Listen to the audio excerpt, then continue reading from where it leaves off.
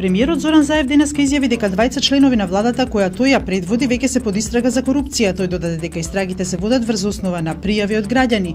Тука се само 2 месеци и веќе се под истрага. Други детали не можам да кажам. Наш приоритет е во Македонија да не се појавуваат грешките од минатото, пред се корупцијата. Законот мора да важи за сите, само така може да се овозможат нови инвестиции, рече Заев. Судот во Велес ги ослободи од обвинение Ордан и Љупчо Ѓоргиевски, кои беа обвинети дека извршиле нарачано убиство на 72-годишниот старец од Велешко Ореше.